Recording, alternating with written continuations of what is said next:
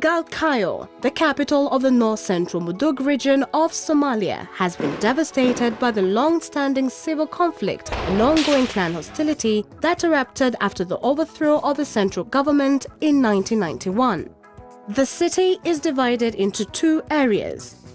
North Galkayo is controlled by Puntland administration and South Galkayo falls under the control of the Galmudug interim administration. Most citizens live their entire lives and never venture from one side to the other in fear of political violence and clan retribution. dhibaatada ugu weyn ee kala dhex taala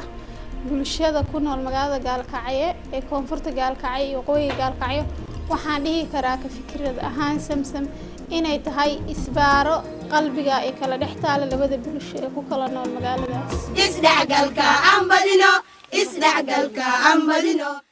The division creates significant challenges for young women who often fall victim to interclan conflict, crime, human trafficking, and early forced marriages. In October 2014, community members from Galkayo South identified the lack of social cohesion, isolation, youth idleness as a driver of instability. Citizens asked USAID's Transition Initiatives for Stabilization project, known as TIS, to construct a women's center to provide healthy activities for young women. It also organized a 2-week basketball camp, which brought together young women from North and South Galkayo. aniga markii aan maqlay in loo samaynayo tababaro gabdhaha Puntland iyo gabdhaha Galmudug oo isku gobol haddana way degan laakiin leh qad cagaaran ay u soo dhacday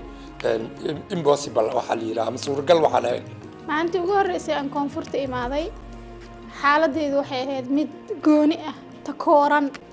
oo ah cabsi dadkan ma taqaanid isha hore ulama aada soo dhaqmin maxaa kala kulmi doonta haddii la hadashid ka hor ma bay imaan jirin mana soo aadin dhinacan runaanta cabsi weyn baa naga haysay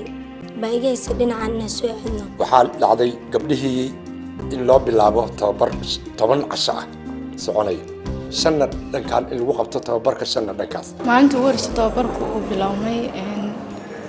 waxaan arkayaa ardada labada dhinacba in ay kala xirxirnaayeen oo ay kala fadhiyeen runaanta dhalinyarada isma aan garanaynin ayaguna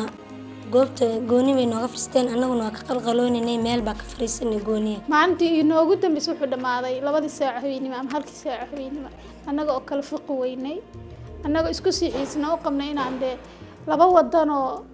aad u kala fogina ka nimid camal oo kale ay noo ahayd maalinkii tababarka aan damacnay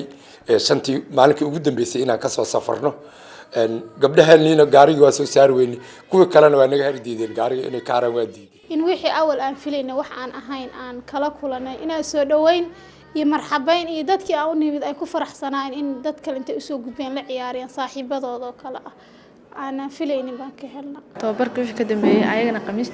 qamiista u tagi jirnay ayagana jimcaha marka sidaas daraadeed waxay noo sahashay inaan isbalnasano oon wada ciyaarno ayaguna noo yimaadaan annaguna u tagno isdhexgalku ma baade dadkiisa u baahda isdhexgalku ma baade